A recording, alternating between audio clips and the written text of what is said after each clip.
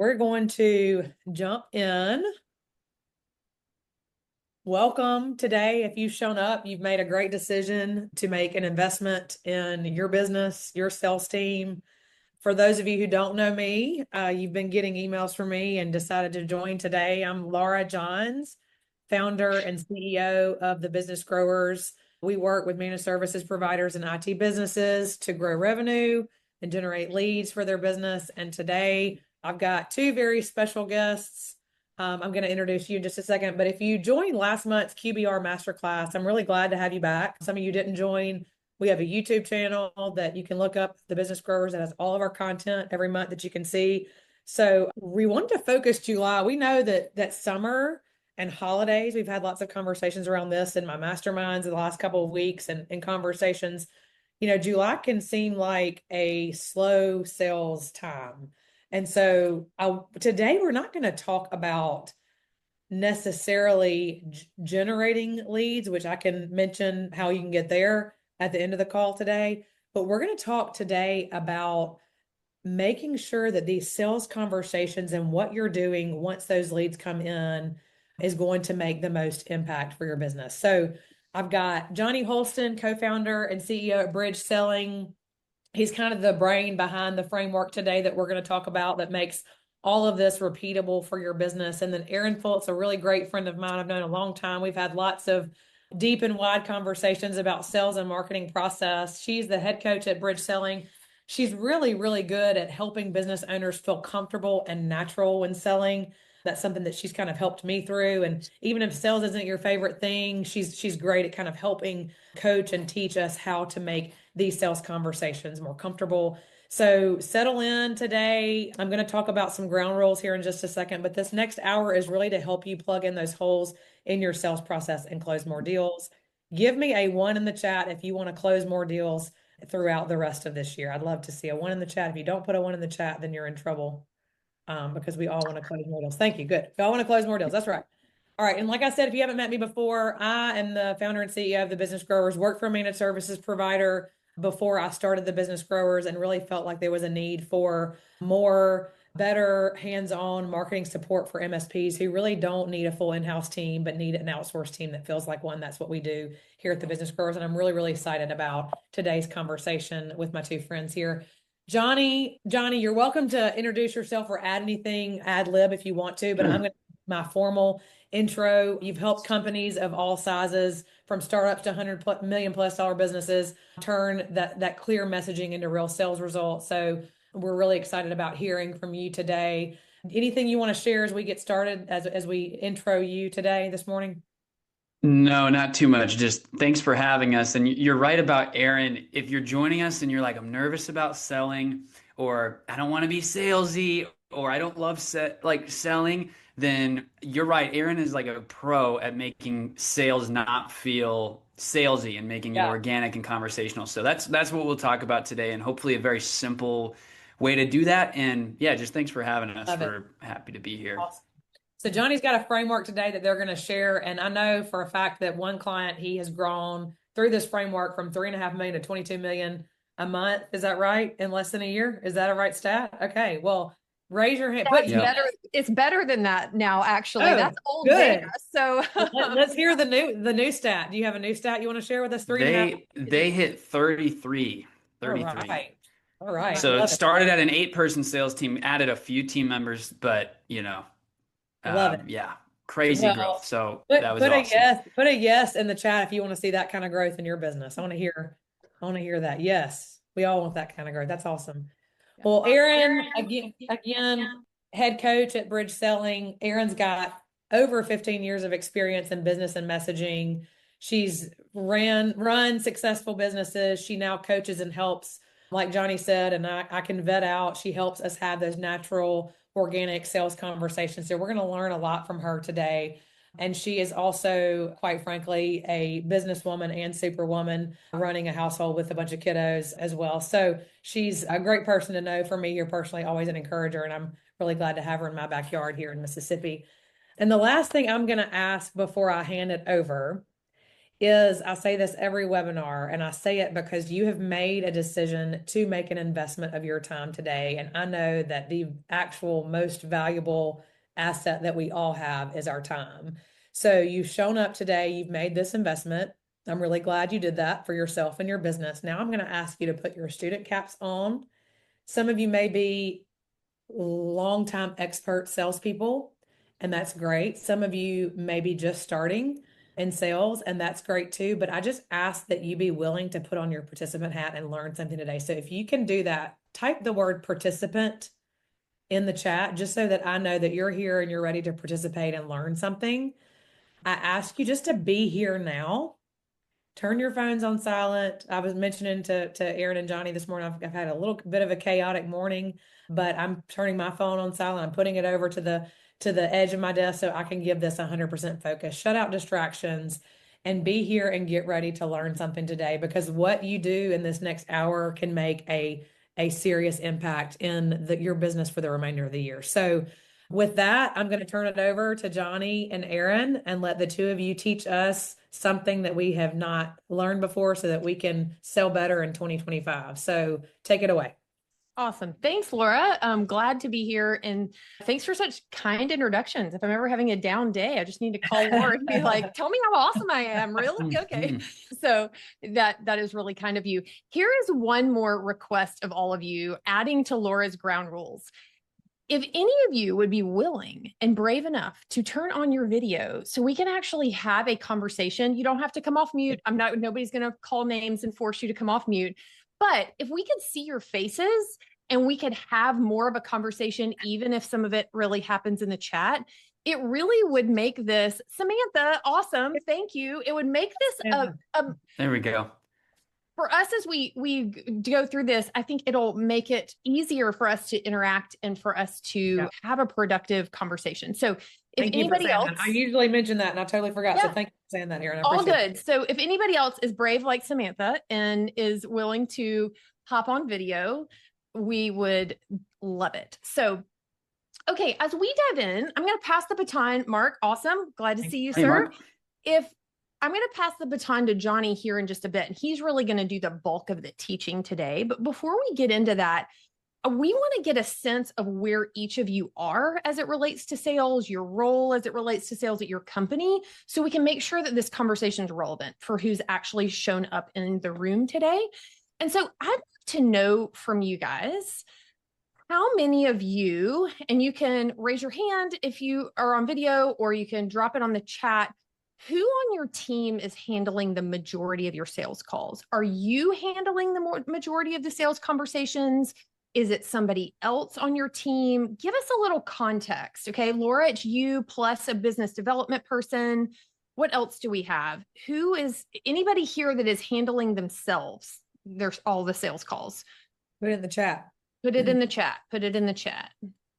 Anybody? This is super helpful. The most answers we can get is great, because we'll cater everything from here out to help you as much as we can. So anything, Samantha, there we go. That's awesome. You and one other.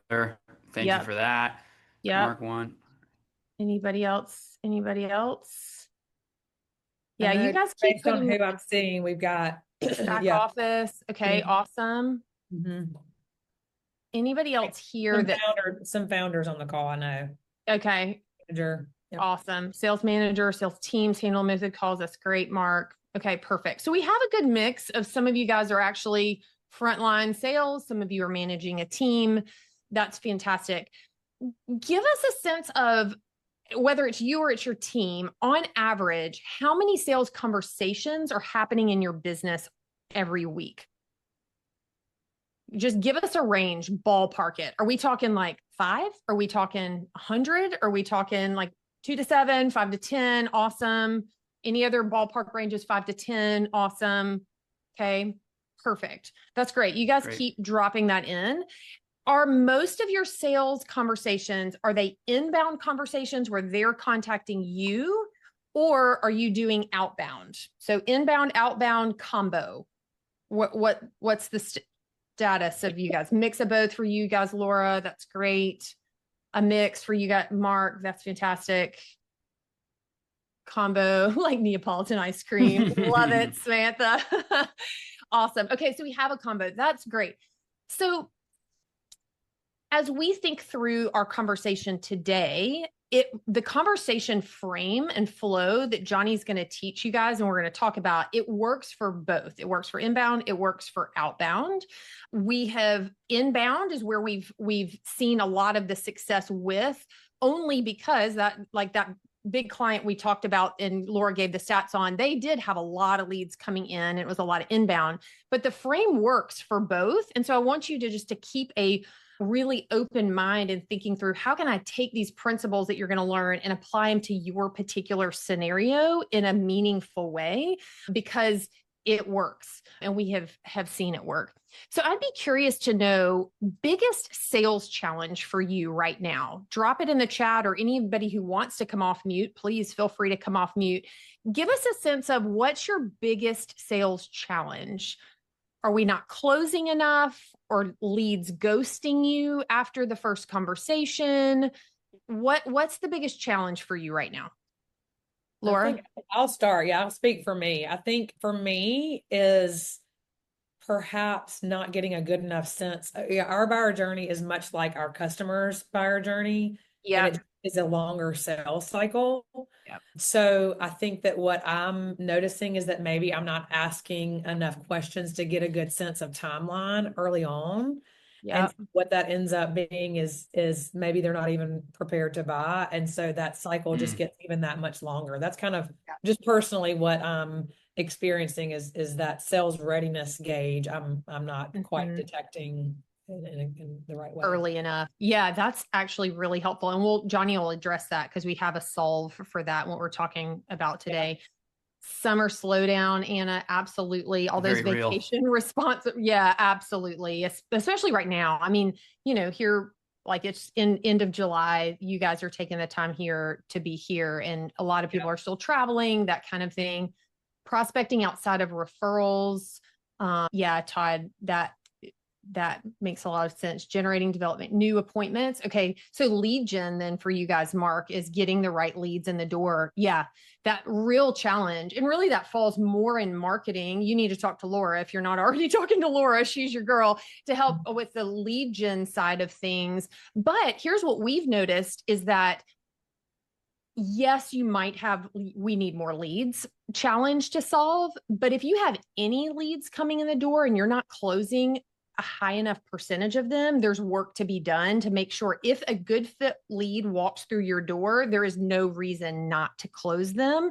And making sure we close the gap in those close rates is really critical. Ghost mode, Samantha. Yep. Yeah, don't book the meeting. Absolutely. How do we get them from being excited to taking the next step? And that's Jonny will talk about that today as well. That's fantastic. Thank you guys for giving us a sense of where you are. That's really helpful. It's for the conversation. So a couple more questions, and then I'm going to pass it to Jonny. I would be curious if we were to drop in and listen to 5 different sales calls from your company. It could be all from one salesperson. It could be from different salespeople. Scale of 1 to 10, 1 being total chaos, 10 being tight and consistent and repeatable. How similar did your sales calls sound from person to person or from call to call? So drop it in the chat. 1 total chaos, 10 tight and consistent. We've got a 7. Okay.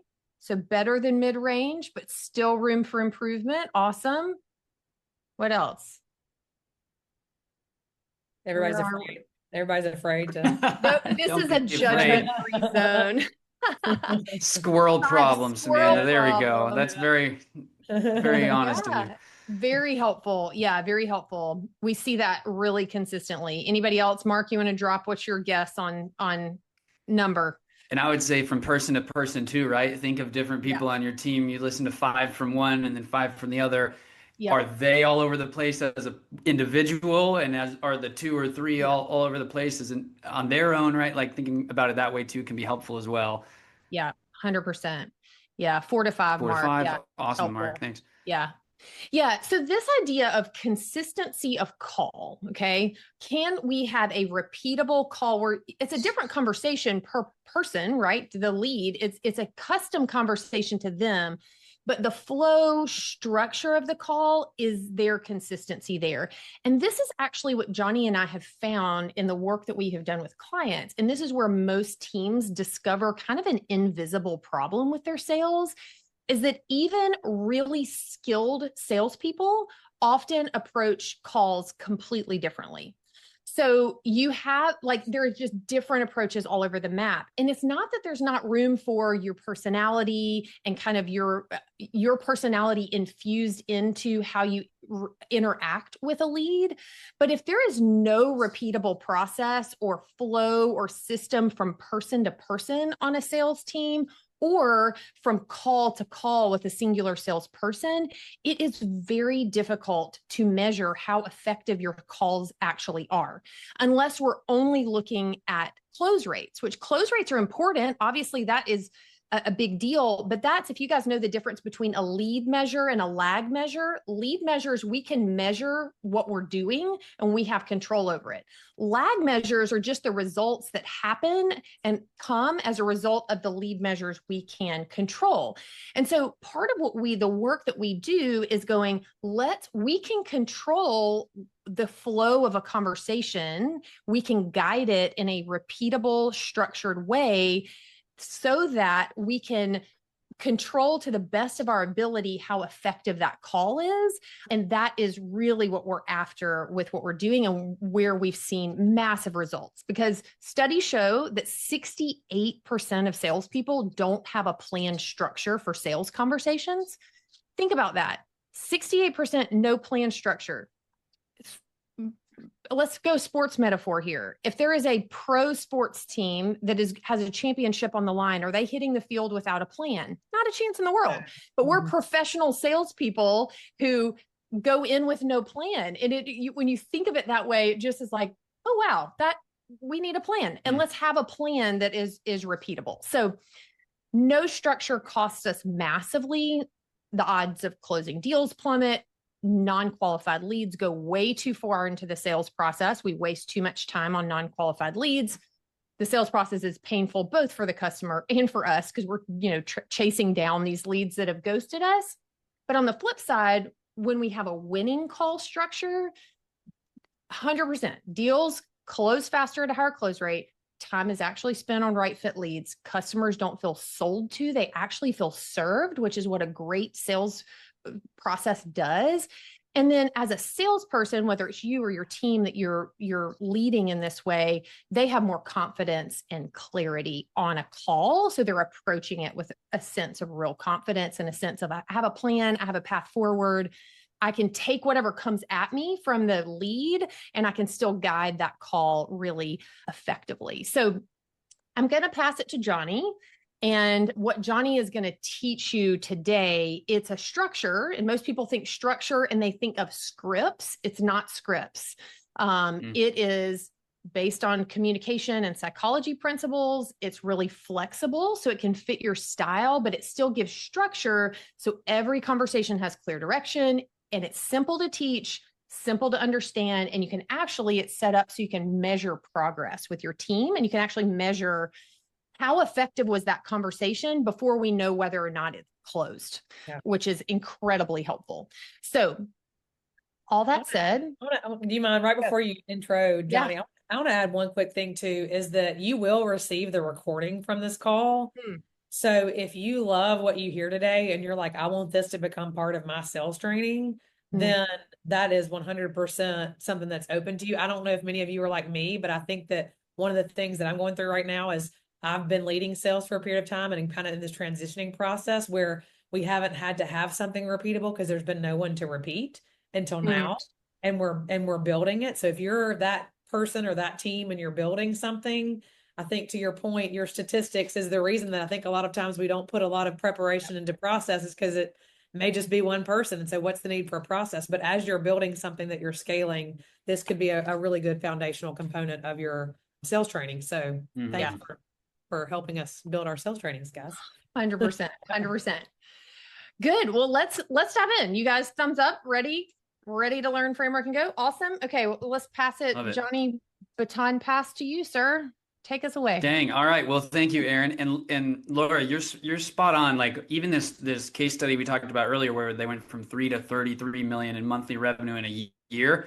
The whole core of that, the day one challenge in that project was, hey, our CRO can sell, and no one else can sell as well as he can. And so the whole process, the framework we're going to go into today, and really whether you're going from one to another selling and you're a founder trying to step out, or you just have one person that's 10 times better than everybody else. The framework we're going to review now, what it really is, as much as it is a structure and a strategy for your sales conversations, it's a way to design and replicate your ideal sales call over and over and over again. And once you get that mapped out, then the training becomes easier. Then you can almost take anyone and bring them in and teach them how to be a successful salesperson once they don't feel like they have to, be the Wolf of Wall Street or something like that, right? As soon as we can kind of get out of the mystery and the tactics of, or the magic and the mystery of selling and the charisma and the rapport and all that, we just get down to nuts and bolts of a solid framework. We end up in a really, really good place that enables anyone to really be a successful salesperson. So what you're looking at here, can everyone see the screen all right? You should be seeing a bridge, correct? All right, good. I want to make sure you didn't see my Spotify like earlier with it. Whenever I share my screen, half the time I go to Spotify. So what you're looking at now is a bridge. And what I would love is if everybody would be able to, on a notepad or piece of paper, just as simply as you can, draw this out at the very top of your notepad, just the bridge as you see it here. So you want 6 boxes, blank boxes. You can number them 1 through 6. And this is what we called our bridge selling framework. Now, we like to think of selling, the analogy of crossing a bridge. You've got your customer on the left side and a closed deal on the right side. And we like to build this bridge step by step and using 6 different components for a successful sales conversation. I'm going to walk you through each one at a time here and talk about some of the nuances behind it. And then also, how do you know if you're doing this part successfully on a call? Because oftentimes with frameworks especially, we will understand the framework, or we think we will understand the framework, but are you really utilizing it in a way that's successful and effective? And a big part of our framework is scoring. Once you have a framework, you can now score yourself or your team according to it. So we'll talk a little bit about that. And if there's time left over and we want to go in more detail, we can. But again, just get that bridge jotted out. And what I'd love for you to do is just keep track as we go through the 6 parts. You can fill it in as we go and write questions, notes, etc., as it relates to each part of the bridge. Now, in our work with clients, about half of this bridge ends up getting customized. So there's 6 parts. We'll review all 6 steps. We like to think of them as 6 requirements on a call. And for each company, there's slight tweaks. They all follow the same principles, but be thinking in your mind, how might you customize this bridge to your company, your product, your sales process? What we're going to do first is dive right into the first step, which is to pinpoint the pain. That is the first step of any successful sales conversation. So we want to pinpoint the problem you can solve for your customer by asking specific questions. And I'd love to pit stop here for a quick minute and do a quick pop quiz and ask, how many questions does it take on a sales call to increase your close rate by 74%? How many questions do we think that tipping point is? In the chat, you can throw them in there. Okay, Laura says 10. Samantha, 3. Okay, so we're on a couple different sides of the spectrum here. Who else has a guess? How many questions does it take to increase our close rate 74%? Anyone else care to? There we go. 10. Okay, Marcus, your first thought was 10. All right, we've got some good guesses here. That's awesome. And Tony says 5. Okay, so we're a little bit all over the place. The correct answer is 11. It takes approximately 11 discovery questions to increase close rate by 74%. And the reason that this is the case is why do we think this is the case? It's because not necessarily because 11 questions on their own is the kicker, but it's because that's about how long it takes to really get someone to open up and talk about what the real problem that they're suffering from is and what the real pain is. And so we like to look at this when it comes to discovery questions in step 1, because this is where the discovery is happening. We try to get to 11. Can you get close to 11? Or most importantly, can you get the prospect on the other side of you from the screen or the phone? Can you get them to talk about two different things? The first being the surface level problem that they're suffering from. So this is generally why they reached out to you, why they're interested in working with you. Then the next thing is the emotional problem or the stakes. And that is either typically that is what's the positive thing that they're trying to achieve, but most effectively, what's the negative thing they're really trying to avoid? What you want to hear in this part of the conversation is words like stressed, worried, anxious, things like fear of fill in the blank. These come out later in the conversation. The better questions you ask, the better you're going to be able to uncover that pain. And so be thinking, what are 5, 10 questions that can be your go-to to really get your prospect to open up and talk about these things? A cheat code for this is very simple. You can have maybe 4 or 5 core questions and then 4 or 5 repeatable questions. These are questions like, tell me more about that. You could say, tell me more about that 3 or 4 times in a conversation, as long as you are asking them to point back to something they've already talked about. You might hit them with a, well, why is that? Or how does blank make you feel or impact your team? So if you have a few questions that work, a lot of the reason sales don't move forward is because we're not going deep enough on the pain, and sometimes adding in a few more questions will get us there. So this is step 1 of the bridge. We really want to pinpoint the pain, and before moving forward, we want to know if the call were to end at this point right here, would you be able to know this person is trying to solve this problem and whatever the stakes are of that challenge? We want to really, really know what that is. And if they're not being clear enough about it, there's nothing wrong within a conversation just pumping the brakes and saying like, hey, something we're really big on here at our company is understanding XYZ, or really getting to the core challenge that we're trying to solve for you. And if you feel like a lead or a prospect is being a little bit shallow in their answers or reserved, there's nothing wrong in saying, we have a lot of ways we can help you, but I'd like to ask a few more questions if you don't mind, just to try to get a little bit deeper and figure out what's going on behind the scenes. This is a great way to set expectations and get permission to ask those questions, because sometimes it can feel weird. We don't just want to hit someone with 11 questions, right? We want to make it feel like an organic conversation. And so sometimes getting permission to ask those questions is the way to go.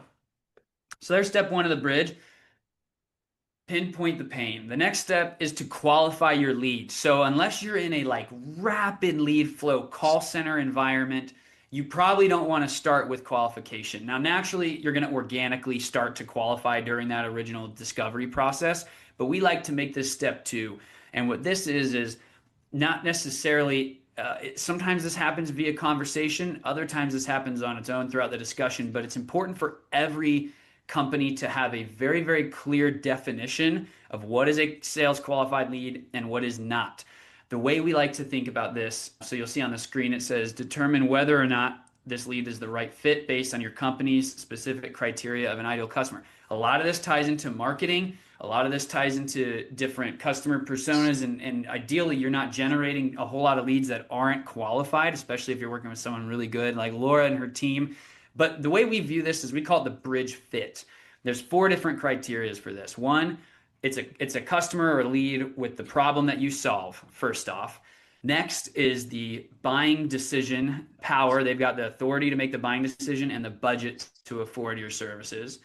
The third thing is they have a timeline that aligns with your capacity. So if they need help tomorrow and you're booked out 90 days, that may not be a great fit. Or if they are able to wait and your timelines line up right, that's the third thing, is the timeline that aligns with your capacity.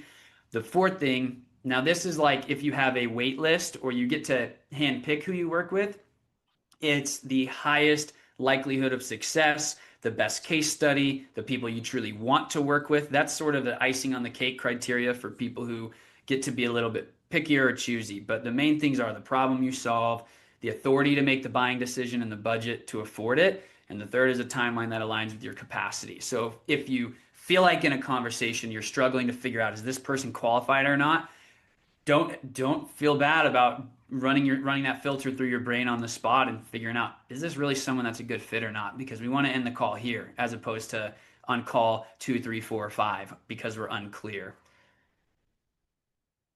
The third thing on the bridge selling framework is to match your customer with a solution or create one for them that will solve their problem. I'd like to ask here, what percent of buyers feel like a salesperson truly understands their needs? Another pop quiz for us. What percent of buyers feel like a salesperson really understands their needs? Okay, Laura at 10%. Ouch, that's low.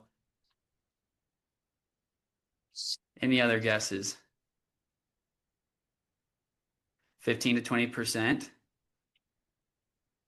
That 3 key, Samantha, you're funny. The 3 key on your keyboard is getting a workout. All right, 3. So 33 from Tony. All good guesses. All low, right? All on the low side. And that is true. Actually, Laura was the closest. It's 9. Only 9% of buyers feel like a salesperson truly understands their needs. This ties back into step 1 of the bridge, which is discovery and understanding the pain, right? Pinpointing the pain. But it also ties back into step 3, which is solution plus success. And when we're in a conversation, if we're having proper discovery, we're able to understand exactly what a prospect is dealing with, the pain we can help them avoid. The solution they're looking for comes into step 3. Part 3 of the framework is to stop the discovery. This is what we might consider the pitch or a presentation. This could be a demo. This could be a calculator. This could be a visual presentation of what you offer, depending on what you do. This could be a look at a dashboard. This could be a million different things here in step 3. But what we want to do in step 3 is talk about the solution to the pain that we picked up in step 1. And if we can't pick up the pain, now the framework is thrown off all the way into step 3 because we're not quite sure what we should be talking about or even trying to sell them or trying to solve for the buyer. So in step 3, what we want to do is talk about our solution to the problem. An easy way to tee this up is just to say, hey, Mr. or Mrs. Prospect, thank you so much for sharing all this information with me. Thank you for being willing to answer my questions as well. It's very helpful for me. What I'd like to do next is talk about a few different options or a few different solutions for you that might be a good fit. And that's where you're walking into step 3 of the framework. And there's a couple different ways to go about this, depending on what you sell and what you do. One, you could either, if you have the same starting line for every customer and every client, you could do a demo or walk them through that one thing. So step 3 might be the same for every single conversation, depending on your customer journey and what you sell. On the flip side, if you have a menu of services, maybe you have 10 things that you offer, 12 things you can do, that makes step 1 even that much more critical, because what you need to do is not list off all 10 things you could do for the customer. Your job is to pick the top 3 and really lean into what are the top pain points you're picking up in your discovery. And then when it's time to walk them through solutions, what you're not doing is walking them through everything that you could do. You're walking them through the top things that they will benefit from. And so step 3 is 2-part. You want to go over the solution, but you also want to talk about the success. Cast a vision. What will life look like 3, 6, 9 months down the road after said solution is implemented? That is a very, very effective tactic to successfully not only just talk about what you do and position your product as a solution, but also remind them, who are you trying to be? Who's your company trying to be? What result are we looking for down the road? And then connect the dots between what you do and getting them there. If you're familiar with the story brand framework in marketing, I like to think of this as you've got a character who's got an aspirational identity, and you want to market to either the aspirational identity of your character or the success they're looking to experience. This is right hand in hand with that. We want to make sure not only to talk about what we do, but how it impacts them at the end of the day. Yeah, Jonny, on this point, like, I think what for this crew that's on this call, you guys in the MSP space, so much of what you do is technical and you solve 1,000 problems. And so I think the temptation can be is, let me tell you how much value we can provide for you by giving you the list of all the things that we can do for you, or getting too technical too quickly. And if you don't match the solution of what you're going to present that you can offer for the prospect to whatever they have told you the problem is, you're going to lose them really quickly, because you are wasting their kind of mental capacity and energy on stuff that doesn't matter to them and trying to get them to see and understand things that they have not said matters to them at this particular stage. Let them uncover further down the line once they start working with you. It's like peeling away the layers of the onion. It's like, oh, we hired them because it solved the problem that we were initially trying to solve, but we were so pleasantly surprised that they also were able to help us do this, this, this, and this. And this is where, cross-selling, upselling, all those things come into play down the line. But to get the initial deal done, really focus on what is the solution you can provide that direct line maps to the problem that they came to you for is really critical. Otherwise, if you overwhelm them, they're out. And that's where the ghosting happens often. Mm-hmm.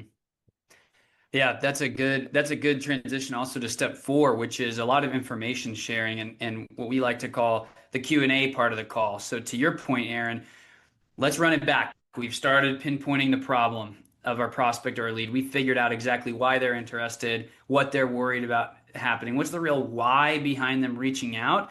Next, we've qualified them. We've made sure there's someone that can they can actually afford or make the buying decision for our product. Third, we've talked about some solutions and the success. Specifically, in the arena that we're talking in today, there's a lot of information that can be shared behind given products, software, tools, security systems, regulations, all the different things that you could offer. And step 4 is to open the floor for Q&A. So this is a really effective way to make sure you don't limit yourself in step 3. So just like Erin's saying, if you could feature dump and benefit dump everything in step 3 if you want. But what we encourage you is to say, nope, we're going to pick the main 1, 2, or 3 things that actually solve a problem for this prospect and only talk about those things. Then into step 4, you transition and you say, Mr. or Mrs. Prospect, thank you for hearing me out on that, or thank you for listening to all that. I hope that you agree this might be something that's a good fit for you. But what I'd like to do first is actually just open the floor to a discuss or to any questions that you have and really give you the stage to ask questions that are on your mind right now. This is how you make sure you don't leave anything out. So if you limit the brain dump and the info dumping in step 3 and you keep it just focused on the main solutions, now in step 4, you give the prospect the opportunity to ask the questions that they have. And this is where if someone asks a technical question or somebody wants to know the specifics behind a certain solution, this is where you can give it to them. And this is where you can start to curate the information you deliver based on what questions the prospect is answering or is asking. So you're only answering what matters to the prospect. And that's step 4. So we've got really a two-way conversation happening here before you end the sales call. We never want a call to feel like a pitch or a presentation or a one-way dump of information. Calls always should feel peer-to-peer. They should feel collaborative in nature, and it should feel like we're problem solving together. And this is a great opportunity in step 4, after you talk about the solution, to really open up the door to questions and say, is there anything I missed earlier? What questions do you have here? And just open that two-way dialogue.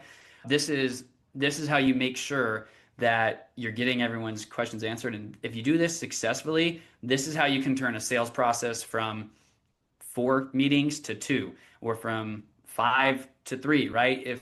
If you're allowing the prospect to have ample time to process, ask questions, you can really shorten your time to a closed deal by doing this as well.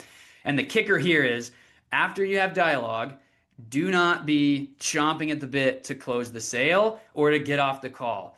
It's so important. After we have this dialogue, you pause, you stop, and you say, are there any other questions before we talk about, this is a great way to sort of assume the sale too, right? Before we talk about moving forward or before we talk about getting started, what other questions do you have for me? When we coach a team and we score conversations, I don't care if the sales rep spent 40 minutes educating and in a two-way dialogue. If they don't, at the end of that portion of the call, say, what other questions do you have for me? And the prospect doesn't say none, I'm not going to grade them 100% on that section of the call, because this part of the call is not just about checking boxes. It's about making sure your prospect feels comfortable proceeding and that they have all their questions answered. And if we don't give them the spot to do that, they probably won't voice their concerns.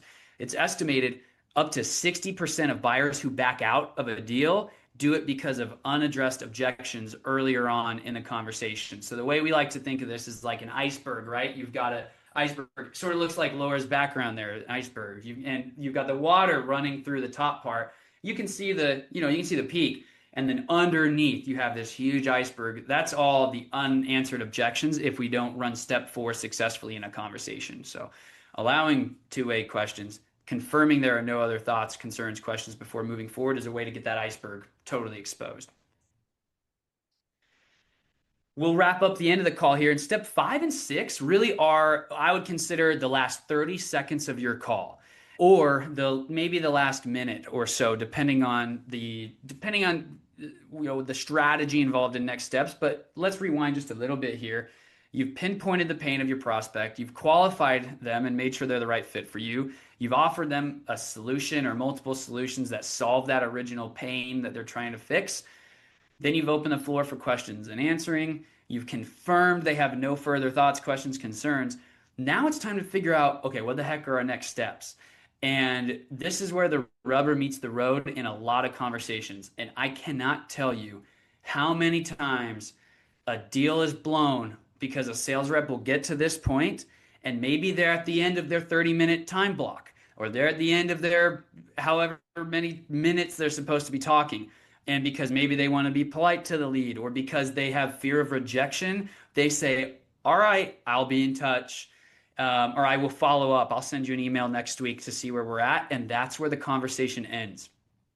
That's what we call deal killers, because you just spent an hour on the phone with someone or 30 minutes on the phone. And rather than ending the conversation with professionalism and excellence, you just let it end right there.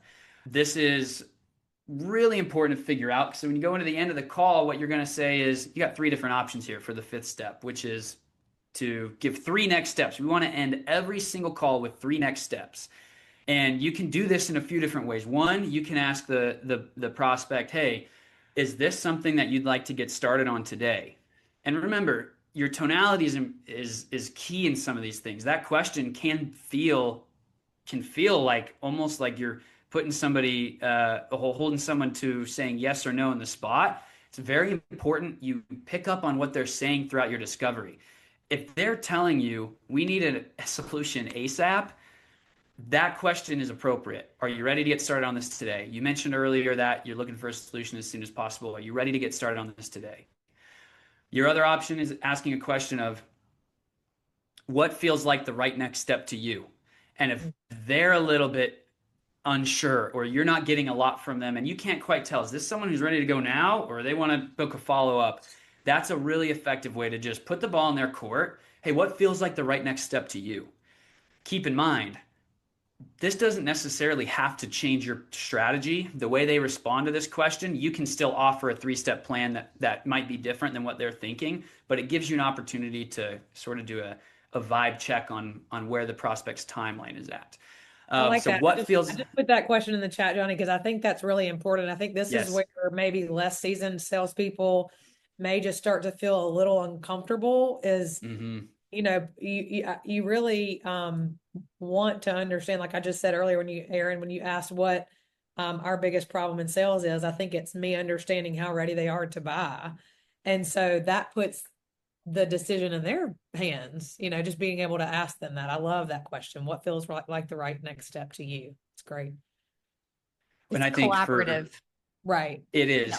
It is. And the formula for the 3-step plan, speaking of collaborative, this is the formula. If you want to know how do you make a really good 3-step plan or assign 3 next steps coming out of a call, it's very simple. You could ask, you ready to get started today? Or what feels like the right next step to you?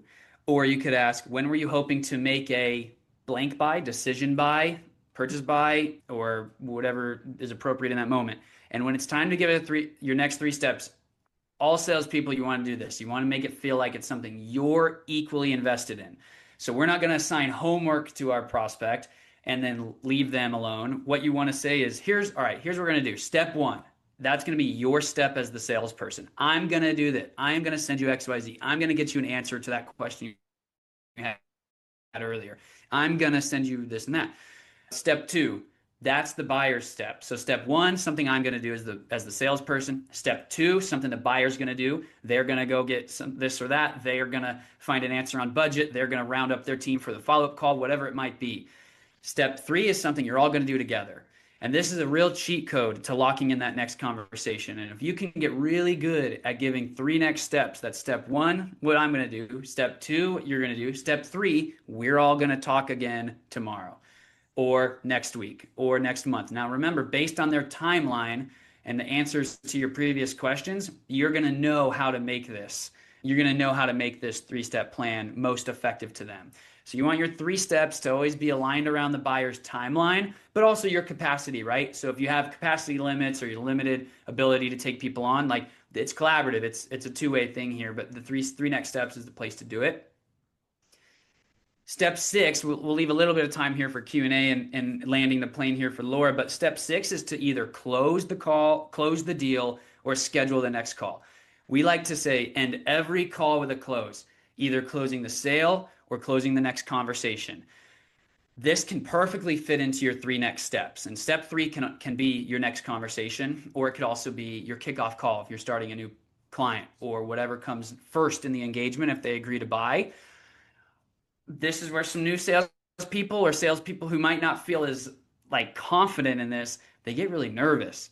And the way you want to view this part of the bridge is it's a strategic opt-in or opt-out point.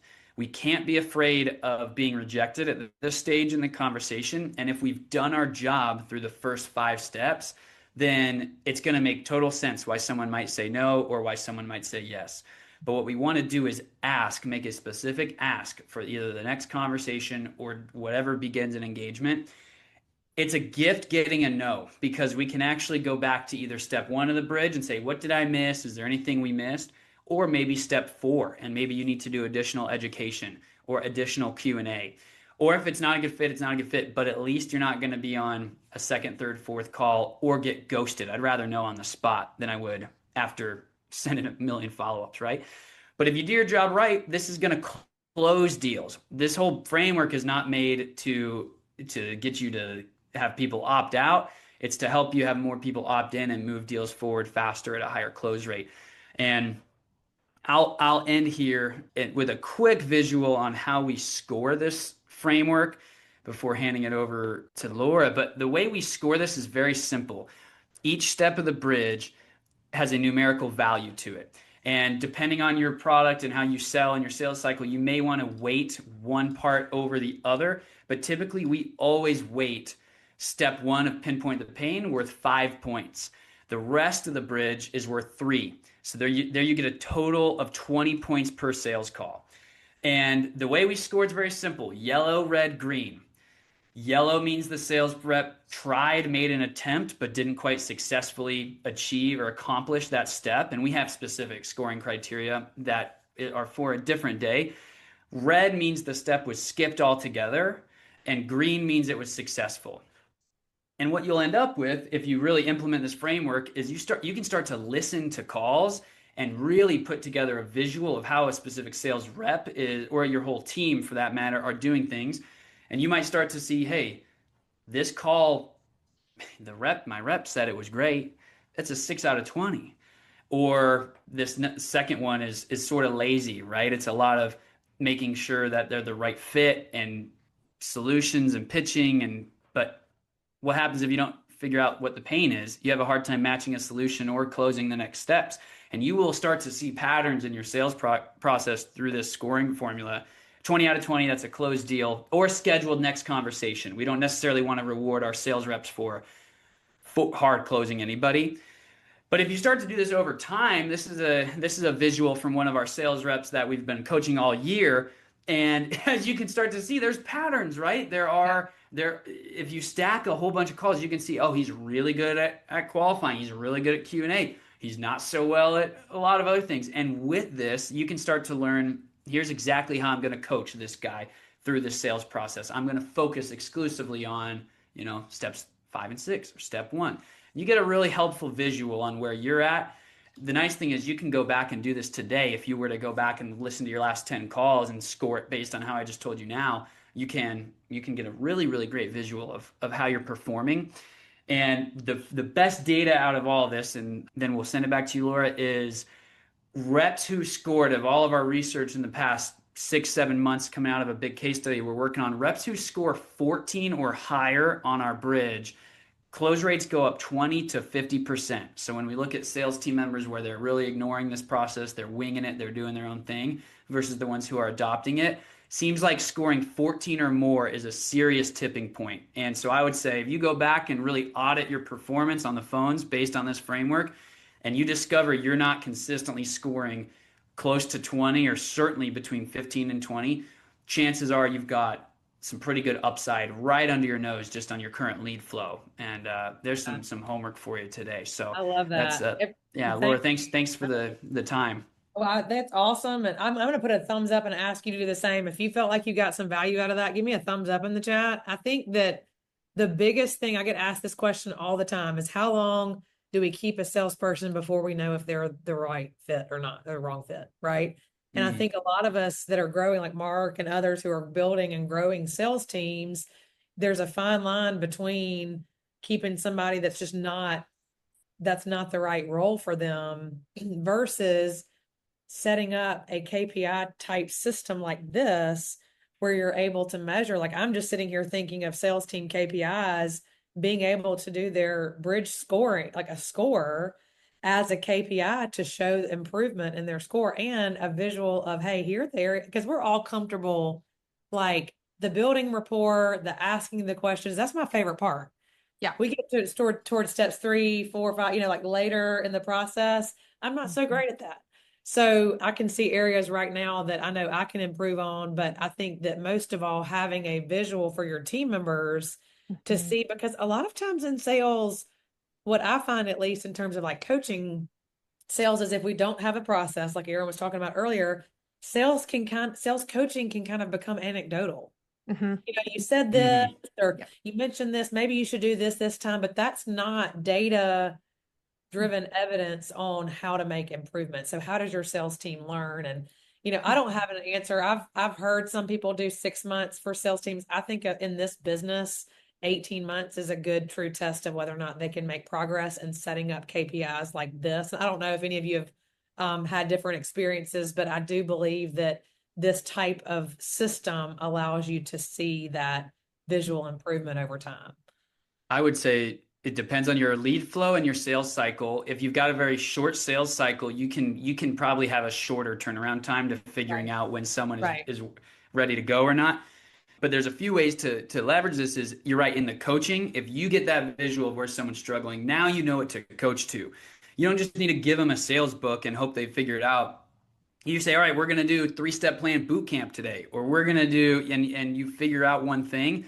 Another thing we've found to be really effective is this is a great training point. So if you know your exact bridge and exactly what you want to happen on a call, one of our recent projects, we helped a company go from 12 sales reps to 44 in 8 weeks. And all of it was done based on a new hire training on their bridge, which was, we're going to take your current script, we're going to take your best performers, we're going to replicate all that into your formula. And they want all their reps to be at 10 deals a month. That's kind of what they want everyone to be at. They just had a new hire who went through our training, who left me a very nice LinkedIn recommendation, hit 7 in his first week. And I was like blown away by it. So it definitely helps. The higher you start, the quicker you'll know if someone's worth keeping or not. Yeah.